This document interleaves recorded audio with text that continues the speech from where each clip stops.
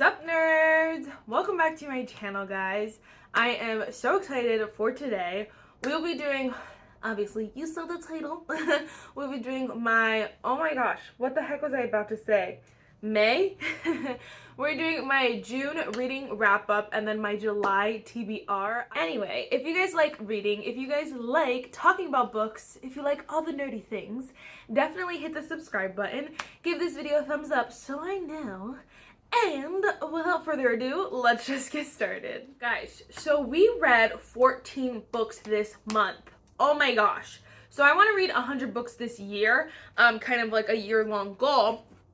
But come June, I only had read, before June, I had only read like 30-something books. So obviously by the end of June, technically I should be at 50 books. I did make it to like 41, I think, 40-something. I could check that too. Even though I should know. Oh, I read 45 books, so, including the ones I read in June. So, I'm only 5 behind, which is okay, because I can make it up. I can make it up in other months. So, I'm very excited. I don't think I'll be reading 14 books every single month, and I don't want to particularly because I felt like some of the books, at least some of the books I read in the beginning, I just don't really remember a lot about them, and some other books kind of muddied together in my brain, because I literally, like, every 3 days, some of them 2 days, I was banging out these books, and, again, some of them, like, kind of muddied, and I don't love that, so probably try to get as close to 10 as possible in each month, but, again, you'll see my TBR. So, hold on. First, we're gonna go with the books I read. First book I read is Paris is Always a Good Idea by Jenn, Mckinlay, and I actually thought this book was super fun. It's winter where she is, so that wasn't my favorite. Like, I definitely would have liked to read this in the winter then, but either way, it was just super fun. The premise is the main girl is trying to, like, find love again, and you know, her family just kind of dogs on her, like, you've lost all love and you're a workaholic and blah blah blah. I didn't love that.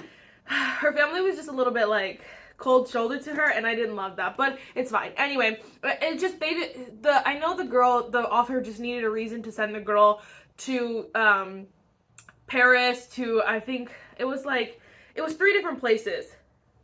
Italy, it was Ireland, France, and Italy. So, she needed a reason to send her there, and the family telling her that basically she was horrible, like, worked, so it was fine. But anyway, so she goes to find love, and she goes to find all of her old boyfriends from when she was studying abroad, and so she goes to, like, re-find all of them, and I think that was so fun. A very great way, like, a very good, what is the word?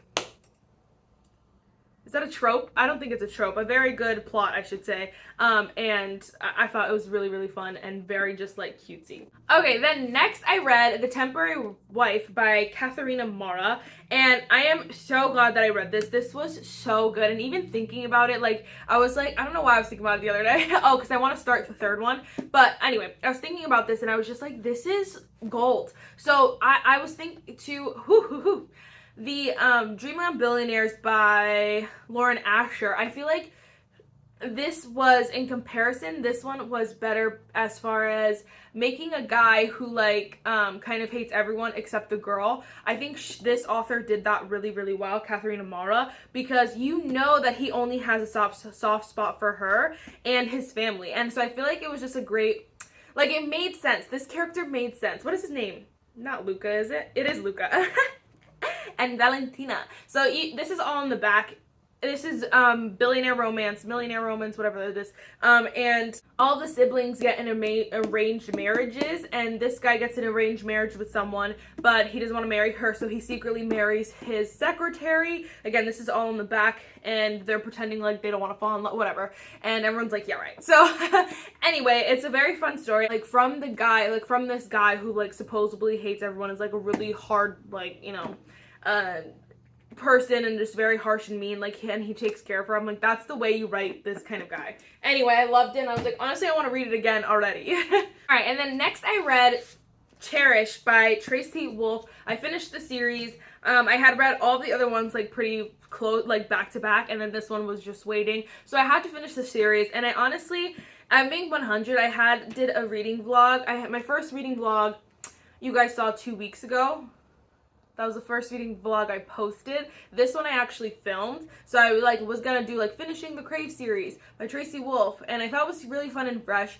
I just did not like this book. And I was critiquing it every single second, and I feel like it was, I think I gave it, and I'm a really, this year I've been a really breezy, rating giver, rater, and so, but I gave this a 3 stars, and that's sad, because I've only given one other book 3 stars this year, and again, because I just love books, you know what I mean, so I'm just not a harsh rater, but this one was just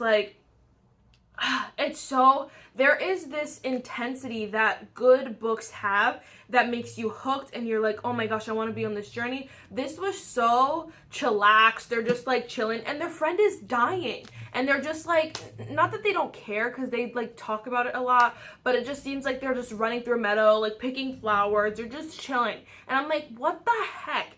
And 90% of this book is just them sitting around talking, and the rest of it, they do something. So it was just halfway, literally all the way here of the book, takes them to get to a place that they need to get this thing. They need to ask this girl, they need to ask this lady, they need to say to her, if I find this thing, will you give me what I want? So this is all the way over here, you know? So, and there's only asking permission. They're not even doing the thing yet. And I'm like, come on. So then when they go to do the thing, it's another whatever. And then the resolution is a few pages. And then there's just not even including this big battle that they're about to face that lasts 2 pages. It literally was a 2-page chapter. And it was just so anticlimactic. I felt like it was so lame, and I honestly said this specific book would make or break the series for me, and it definitely broke the series for me. The first book is the best book in the series, and just looking at this vibe, you think intense, very high stakes, very that kind of vibe, and it's just not that. And so I'm like, come on, it looks so, it was a missed mark. You really could have made it good, and these kids are just looking at these kids. There's a scene where they're walking up the street, and they see a bunch of kids dressed up as them. And I'm like, why? That's not even freaking funny. It's not funny. And I'm like, now they're gonna make these into movies, and I'm just gonna be even more pissed off because this was not good. Okay, my fan won't be on for long, but I just need it for a few more seconds.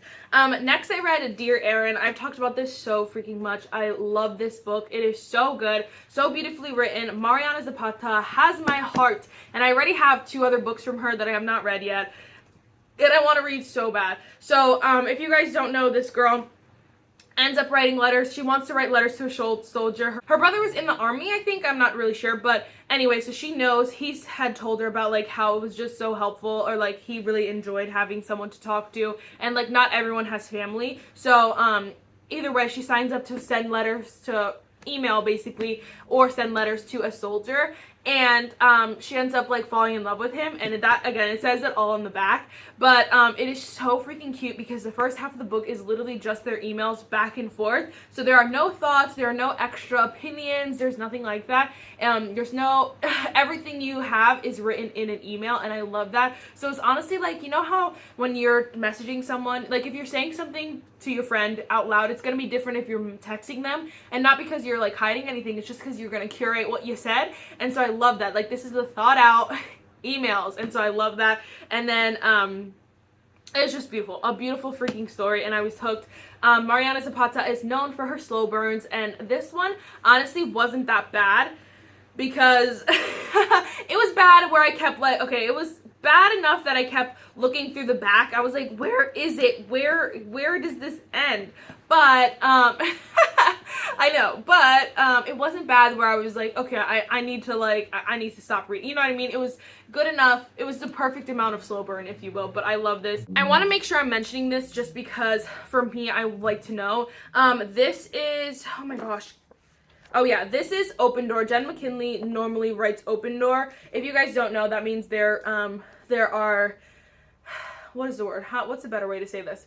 There are, the way I would think about it is that it's open door as an open bedroom door, so you can see what happens in the bedroom, basically. Then this one is also very open door, that's just the not the idea behind these, but it's just very a known thing for these books. They're them.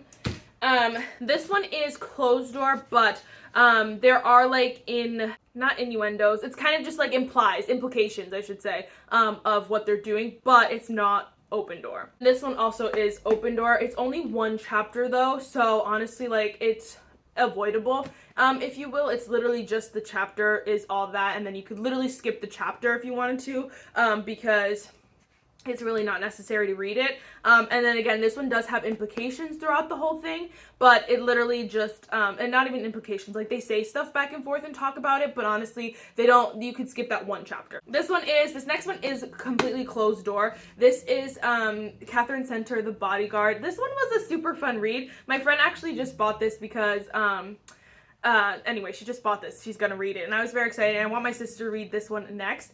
And this one's just super fun. It's just a nice, breezy, wouldn't even call it a summer read, because there's nothing really summery about it, in my opinion. Like, I could read this at any season.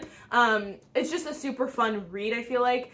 They're super cute couple, and it's unique. It's very cheesy and corny, if you will, because she's a bodyguard, and, he's like a famous celebrity, and he hired a bodyguard, but he doesn't want his family to know it's a bodyguard, because he doesn't want his family to like worry that why does he need a bodyguard. So they pretend to be a couple, and obviously it goes from there. So it's just super corny and cheesy, but it's fun. It's fun. It was a good read. I don't remember whatever. I think I rated this 4 stars, but honestly on Goodreads, so I just got a Goodreads and added all my books, but on Goodreads you can't do like point stars. So I honestly would probably, like, the chill rating that I'm doing this year, I'd probably give this like 4.5 stars thinking back to it, because it's just like super fun.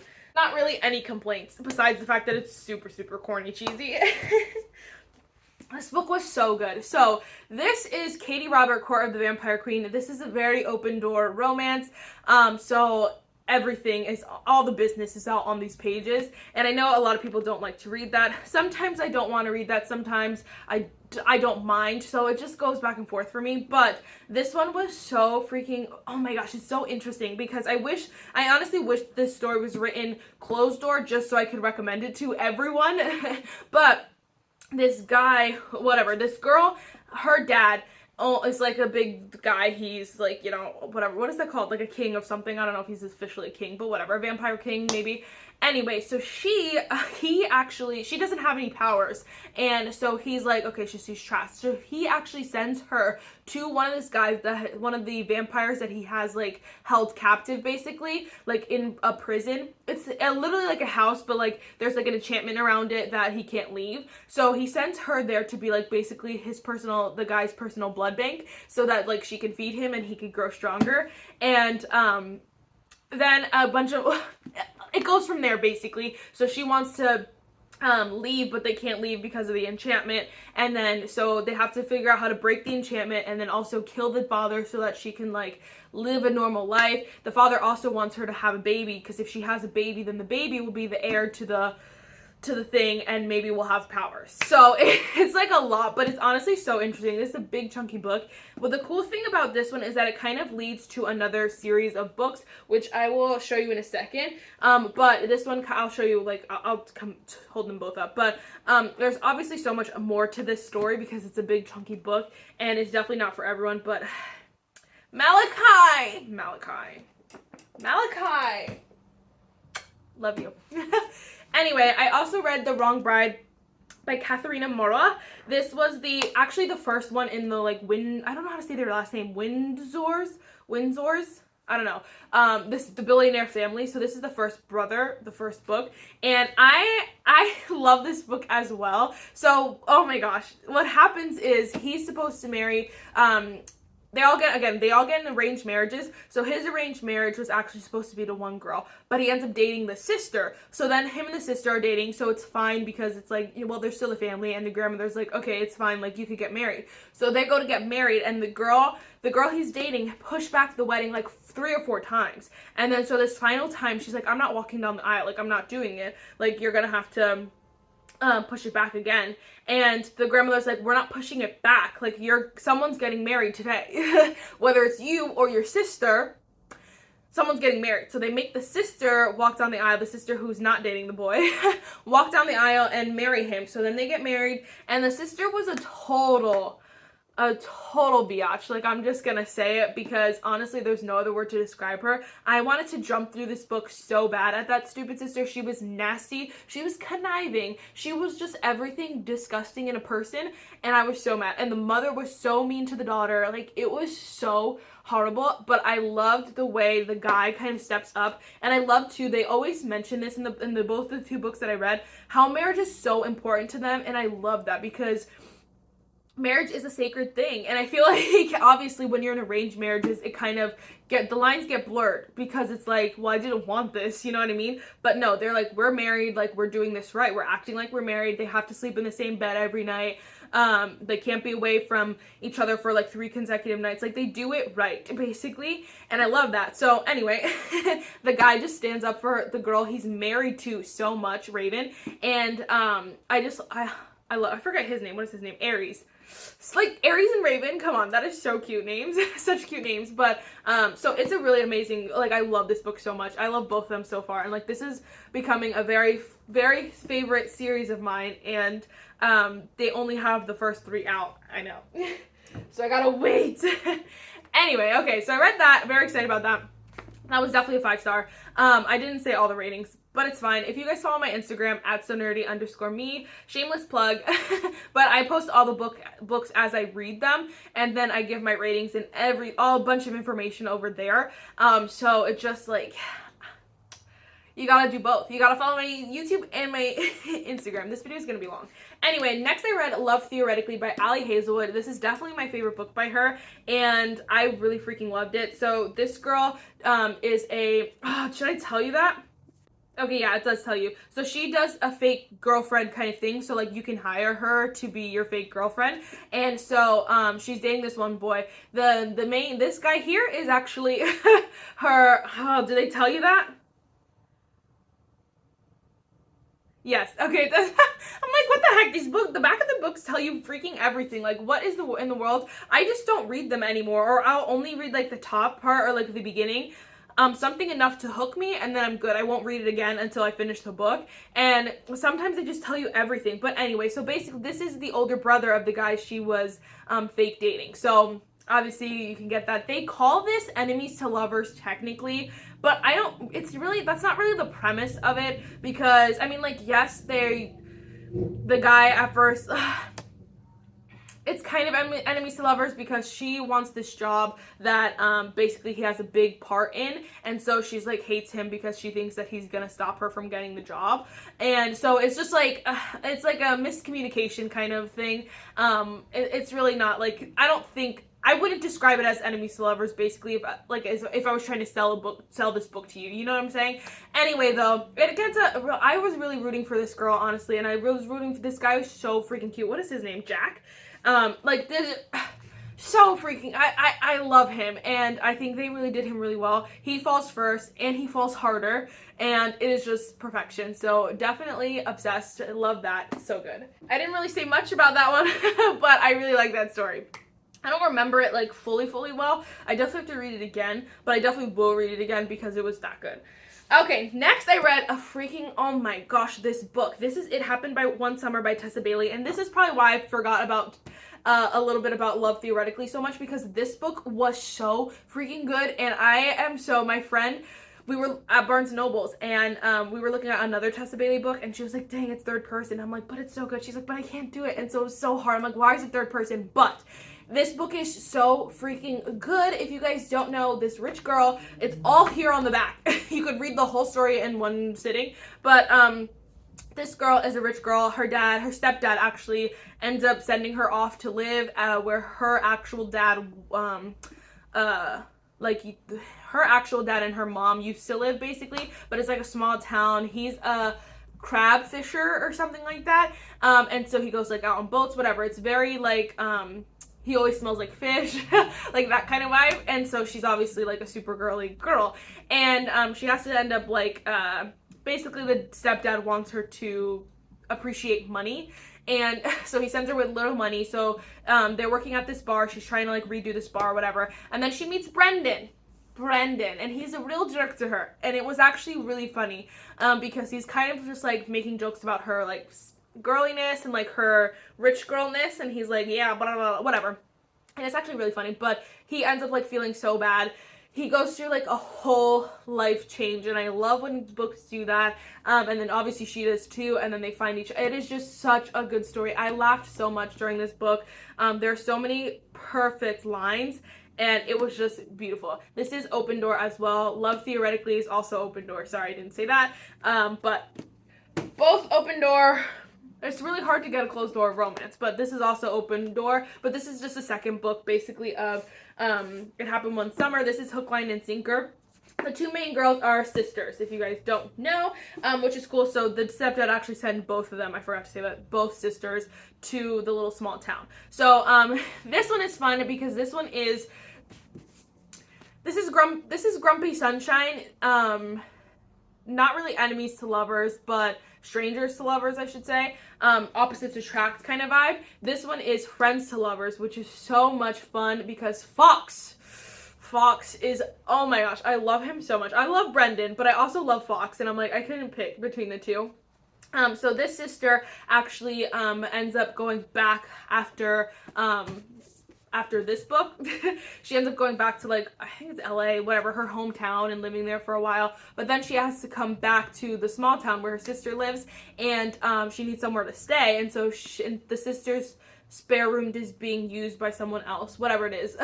So she has to stay with Fox. So they live in the same house, forced proximity. I love it. But he also, oh my gosh, he's so sweet. He's known as like, I was gonna say a playboy, but not really like a playboy, like a player, just like one night stand kind of guy. Like he just is in it for, you know what, and then that's it.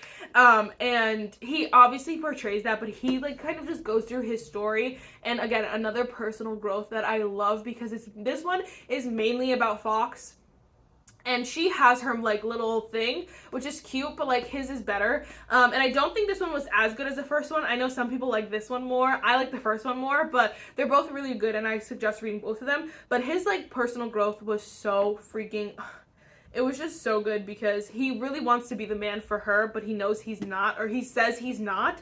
He thinks he's not, I should say, but she's trying to also show him like, you can be. And so it was just so good. I love that book. Oh my god. This one is a little like add-on to The Court of the Vampire Queen. So at one point they mention what is his name? They don't say it. It's this, I think it is a demon or something like that. It's like yeah, they call it a deal with the demon, whatever. So there's this guy who like basically grants deals, and so they actually, in that book, there's this girl who makes a deal with him and gets taken away. So she has one of these books, but it's not this first one. So I have to read the rest of them to know which one she is. But anyway, this is a very short story, very short book. It was like hard to even count this as a book. It was like 200 pages.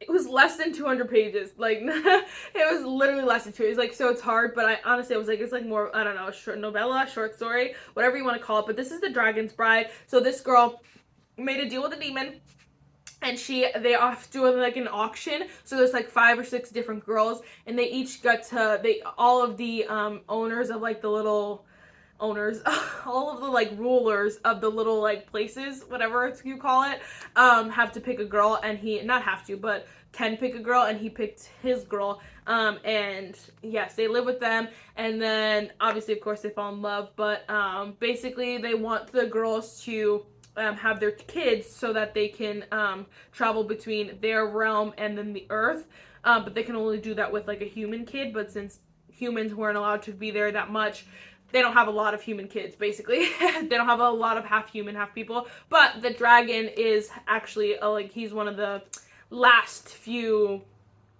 half human, half dragon. He's, like, mostly dragon, but, like, has human features, basically. It's, like, really hard to explain, but either way, it was just a short, quick read. It was nice. It wasn't like my favorite kind of book, or like the most like, oh my gosh, you need to read it, because obviously it's so short, but it was nice. I think I gave it like, this is very open door, just so you know. Everything Katie Robert will be, the door is wide open. Like the door is, there is no door.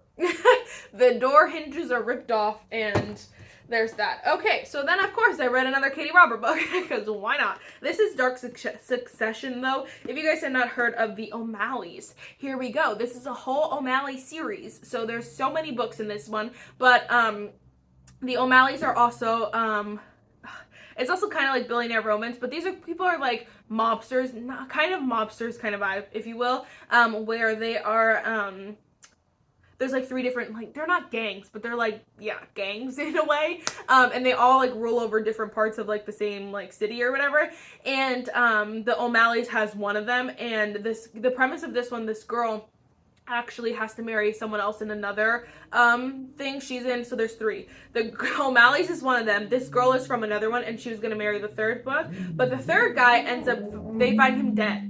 And I know. And so they're about to go to war because they think one of the other 2 like people did it. And everyone's like, no, we didn't do it, whatever. So the guy's like, one of the O'Malleys, let me just say his name, Teague. He's like, crap, like, how do we stop this gang from happening? Like, there's gonna be a lot of deaths. Like, we need to stop this war from happening. Sorry, I said gang. And he's like, the only way I could do that is if I find out who killed him. Well, I also forgot to say, sorry, Teague ends up marrying the one girl who was supposed to marry the guy who ended up dead. So that's why they think they did it, so that they could get married. And anyway, so Teague's like, let me find out the killer. Does it tell you who the killer is? It doesn't tell you who the killer is, which is great. It's a very fun read, and you get to figure that out. Kind of a little bit of like, it's not even a little bit of mystery, because you know who the killer is when you read like the first few chapters. But you're like in shock. It's like great story. Anyway, let me hurry this freaking up. Then I read Summer Reading by Jenn Mckinlay. This was also like a cute, fun read. This is open door romance as well, which I honestly didn't even think it needed to be open door, because it was just a fun like summer read. So again, this girl ends up going to live with her. She ends up, just for the summer, she's going to babysit her brother, who's 14 years old, so that her parents, her dad and her stepmom can go like on vacation, and so he's her half brother, and they kind of don't have the best relationship. So I think like just watching their relationship grow was one of the highlights of this book. But she also of course meets a guy who's a librarian, but she has dyslexia, so they're like, I love you, but like I can't appreciate your love for books. And he figures out a way to make her love books, and I love that. But she just was the girl was just a little weird sometimes. Like, there's this scene where she's a chef or whatever, so she's cooking, and then they like put on music, and she starts to like dance and like do like random moves, and like everyone's like, oh, that's so cool, like let me learn how to dance. And the little brother's like, that's so cool. And I'm like, a 14-year-old would not think that was cool in any way, shape, or form. So at first he's like, oh, that's so weird, but then he was like, oh, that's cool, it's like teaching me how to do it. And I'm like, yeah, right. But it was just like, she also says like my dude, and like I'm like, it seems like an older person wrote this trying to be young. And I don't like that. But I did like this book. The font is massive, which is why the book is massive, because it's for people who have dyslexia. But I like that book. Alright, last but not least, this one is Closed Door. This is Sarah Adams' The Cheat Sheet. I actually was like the 28th or 27th, and I was like, oh my gosh, we gotta read one more book. When I finished the summer reading, I was like, we could do it, we could read one more book. And so I read this one, and I love this book. Me and my sister read it first, and she was like, you have to read it. So I love this book. Again, it's Closed Door. So the thing is that they do have, like, it's not, what is the word, implications, if you will. They mention some stuff, and they talk about basically doing it, but they don't, it's not, you're not looking at it. You know what I mean? It's not open door. But oh my gosh, this is Best Friends to Lovers. So this is, she is secretly in love with her best friend, and she has not told him, and she's been in love with him since the day she met him, and it is the cutest story ever. He's like an NFL player, and she's a dance, let's say dance coach. She was a dance teacher, basically. She owns a dance studio, basically, and he, as a famous NFL player, he has billions of dollars, and she's kind of struggling for money, and she won't let him help her. Like, there's so many just cute things. Anyway, so she's like struggling to tell him like that she wants to love him, but then something happens, and they have to freaking fake date. So of course, you know what happens. But this one is one that I feel like I don't want to say too much, because reading like this as like knowing nothing was just exceptional. The whole back does tell a lot of the story, so don't read it if you want to go in blind. But I liked not knowing and like watching stuff happen as it happened, because it was just so much fun. Like, there are so many cute moments. They have like their cute little what is it called?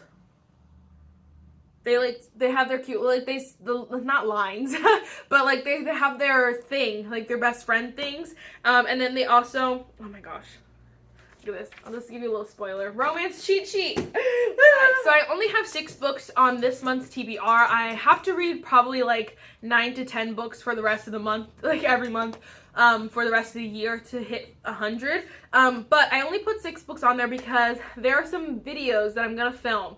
I don't want to spoil all the books that I'll be using in those videos until those videos come out. So I know I'll probably read 10, but they won't all be on my TBR just because, first of all, also I want to read. I'm not necessarily a mood reader, but I always feel like something new is coming out and like popping up like, hey, read me. And so I feel like I have to leave it a little bit open so that I'm not reading 14 books and then only remembering like 7 of them, you know what I'm saying? So anyway, this is the pile.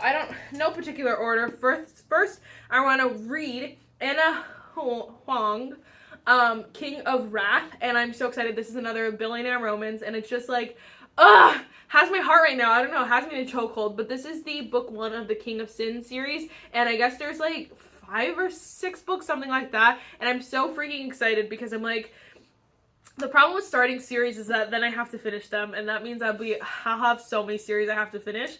But anyway, it's fine. But I'm so excited to read that. Ruthless, meticulous, arrogant, billionaire CEO Dante Russo thrives on control both personally and professionally. He never planned to marry until the threat of blackmail forces him into an engagement with a woman he barely knows. I only read the first paragraph. I won't keep going. Okay, then I want to read so bad When in Rome by Sarah Adams. Again, Sarah Adams wrote the other book that I was talking about. These are closed door romance. And I am so excited to read this. I don't want to read anything about it because I want to go into this one blind, but I heard it's so good. Of course, finally, I want to read ACOTAR, Court of Thorns and Roses by Sarah J. Maas. I already bought the second one, and I didn't even read this one yet. But I don't want to read too much about it because I want to go in blind. I just have heard such good things, and I'm sure everyone and their mom has read this at this point, that honestly, I'm the last person. But I'm so excited to read that. I also want to read Better Than the Movies from Lynn Painter because I've also heard amazing things. I believe this is also closed door because it's young adult. Okay, then I also want to read the third book in the Windlers series. This is The Unwanted Marriage by Katharina Maura. I don't know anything about this one either, but I know that this is the third brother. What is his name? Dion. And I'm so excited. Alright, and then last but not least, I finally want to read Emily Henry, Happy Place. I'm so excited to dive into this book. It's been long awaited, and so honestly, the buildup is going to be real because I have unintentionally heard so much about this book, but I want to read it so freaking bad. So there's that. Those are 1, 2, 3, 4, 5, 6, all the 6 books that are on my TBR. Again, there are other books that I'm gonna read this month. I also get my book of the month book that I could read, like so many options that I don't want to put them all on my TBR. But anyway, guys, that is it.